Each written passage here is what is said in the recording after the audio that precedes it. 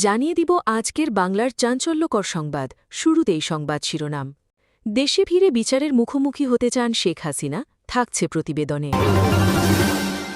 কার্যক্রম নিষিদ্ধ, আওয়ামী লীগের ঝটিকা মিছিলের চেষ্টা, ধানমন্ডিতে আটক ২৩ জন, থাকছে প্রতিবেদনে।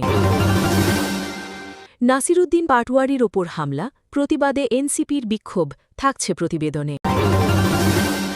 সরকারি দল যদি ভায়োলেন্স চায় সেটা আমাদের চেয়ে বেশি কেউ পারবে না, আসিফ, থাকছে প্রতিবেদনে।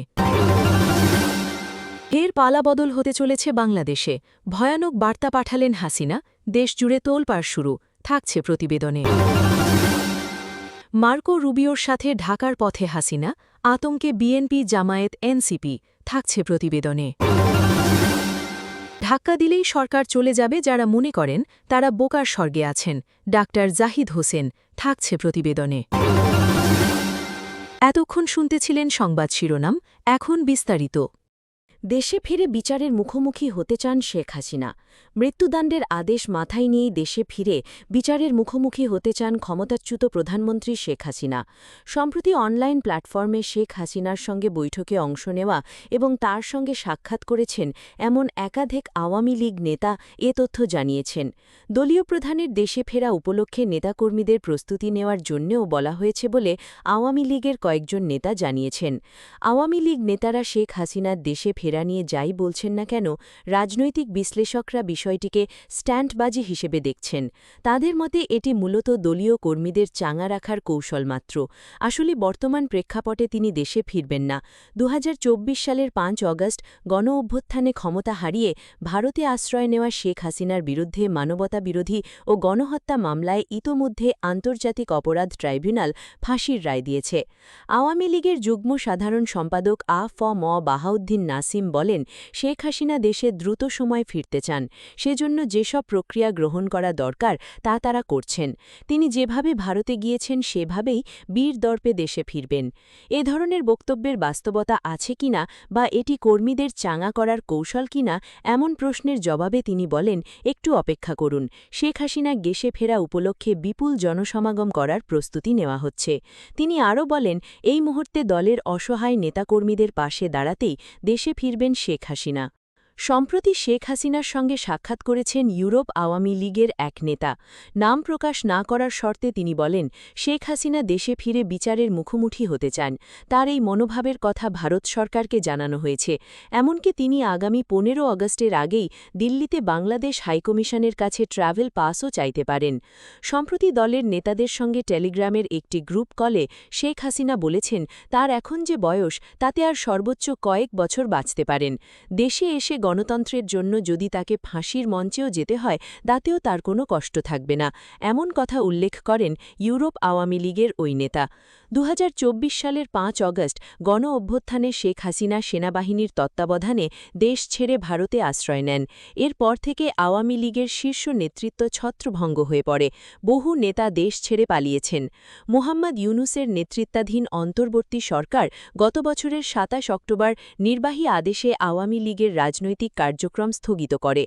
পরে চলতি বছরের এপ্রিলে জাতীয় সংসদে আইন পাশের মাধ্যমে দলটির রাজনৈতিক কর্মকাণ্ড নিষিদ্ধ হলে আরও চাপে পড়ে আওয়ামী লীগ।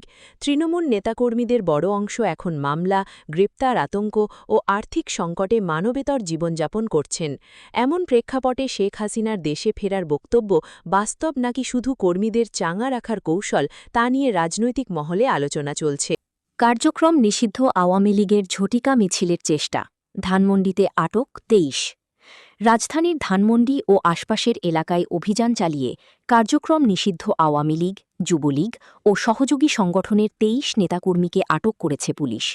শুক্রবার ২২ মে মিছিলের প্রস্তুতি ও ঝটিকা কর্মসূচির চেষ্টা করার সময় তাদের আটক করা হয়।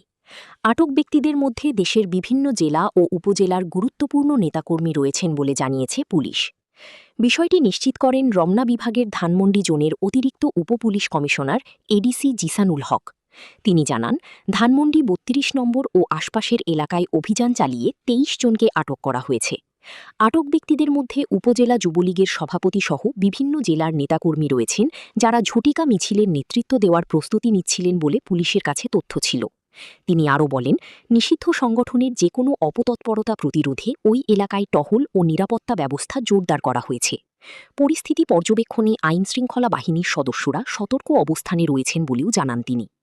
এদিকে ধানমন্ডি থানার ওসি মোহাম্মদ সাইফুল ইসলাম বলেন, নিষিদ্ধ ঘোষিত আওয়ামী লীগ, যুবলীগ ও ছাত্রলীগের নেতাকর্মীরা বড় ধরনের মিছিল করার পরিকল্পনা করছিলেন।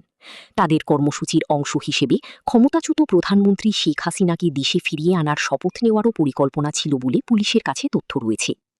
পুলিশ জানিয়েছে, আটক ব্যক্তিদের পরিচয় ও সংশ্লিষ্টতা যাচাই বাছাই করা হচ্ছে। তাদের বিরুদ্ধে আইনগত ব্যবস্থা নেওয়ার বিষয়টি প্রক্রিয়াধীন রয়েছে। নাসিরউদ্দিন পাটোয়ারির ওপর হামলা, প্রতিবাদে এনসিপির বিক্ষোভ। ঝিনাইদহ জেলায় জাতীয় নাগরিক পার্টির এনসিপি মুখ্য সংগঠক নাসিরউদ্দিন পাটোয়ারির ওপর হামলার প্রতিবাদে রাজধানীতে বিক্ষোভ মিছিল করেছে দলটির নেতাকর্মীরা। শুক্রবার ২২শে মে বিকালে এ কর্মসূচি পালন করে তারা। মিছিলে উপস্থিত ছিলেন এনসিপি নেতা আসিফ মাহমুদ সজীব ভুইয়া সহ অনেকে।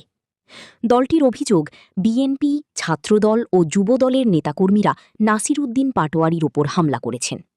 এর আগে দুপুর ২টার দিকে ঝিনাইদহ পুরাতন কালেক্টরেট মসজিদের সামনে নাসিরউদ্দিন পাটোয়ারির ওপর ডিম নিক্ষেপ ও হামলার ঘটনা ঘটে। এতে অন্তত ৬ জন আহত হন। প্রত্যক্ষদর্শীরা জানান, জুমার নামাজ শেষেই মসজিদ থেকে বের হচ্ছিলেন নাসিরউদ্দিন পাটোয়ারি। এ সময় ইসলামী বিশ্ববিদ্যালয় শাখা ছাত্রদলের আহ্বায়ক শাহিদ আহমেদ তার সঙ্গে কথা বলতে আসেন। কথা বলার এক পর্যায়ে শাহিদ আহমেদের পিছন দিক থেকে কিছু যুবক পাটোয়ারিকে লক্ষ্য করে ডিম নিক্ষেপ করেন। এ সময় উভয় পক্ষের মধ্যে হাতাহাতি ও মারামারির ঘটনা ঘটে। এতে এনসিপির কয়েকজন স্থানীয় কর্মী আহত হন। পরে এনসিপির নেতাকর্মীরা বিক্ষোভ করেন।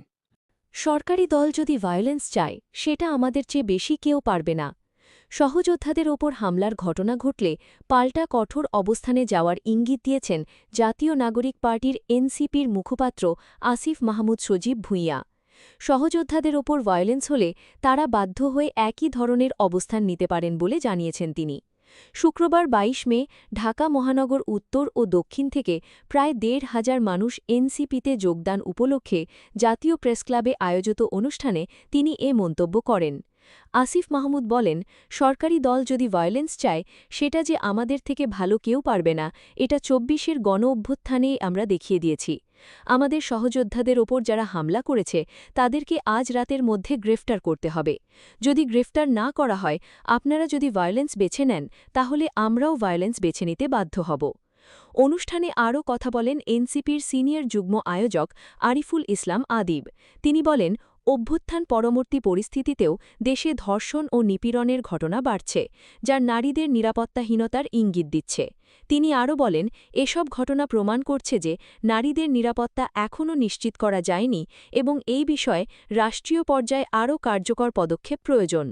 ধাক্কা দিলেই সরকার চলে যাবে, যারা মনে করেন তারা বোকার স্বর্গে আছেন।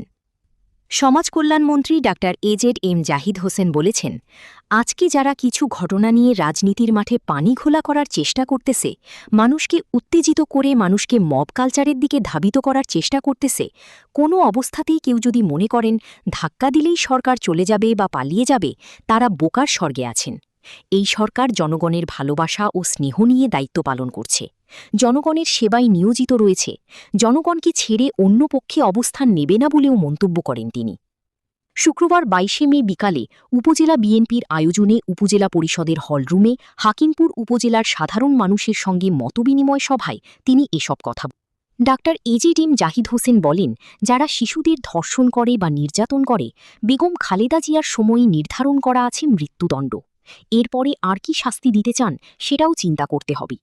ঘটনা ঘটার ২৪ ঘণ্টার মধ্যেই অপরাধীকে গ্রেপ্তার করেছে পুলিশ। সরকারের সর্বোচ্চ পর্যায় থেকে এটির বিচারের বিষয়ে আশ্বস্ত করা হয়েছে বলে মন্তব্য করেছেন তিনি। এ সময় তিনি বলেন, শিশু নির্যাতন, নারী নির্যাতন, চাঁদাবাজি, দখলবাজি, মাদক এগুলো নিয়ে বিন্দুমাত্র ছাড় দেওয়া হবে না। সে আমার দলের হোক, আপনার দলের হোক বা নির্দলীয় হোক, যেই হোক না কেন, কাউকে ছাড় দেওয়া হবে না। এছাড়া তিনি হিলির রাস্তাঘাট, ট্রেন থামা, বন্দরের উন্নয়ন সহ বিভিন্ন বিষয়ে উন্নয়নমূলক কর্মকাণ্ড অচিরেই শুরু হবে বলেও জানান। মতবিনিময় সভা শেষে তিনি উপজেলার বিভিন্ন মসজিদ, মন্দির ও গির্জায় আর্থিক অনুদানের কাগজ তুলে দেন। উপজেলা বিএনপির সভাপতি ফেরদৌস রহমানের সভাপতিত্বে এ সময় সেখানে উপস্থিত ছিলেন হাকিমপুর ঘোড়াঘাট সার্কেলের সহকারী পুলিশ সুপার আনম নিয়ামতুল্লাহ, হাকিমপুর থানার ভারপ্রাপ্ত কর্মকর্তা জাকির হোসেন, উপজেলা বিএনপির সাধারণ সম্পাদক সাখাওয়াত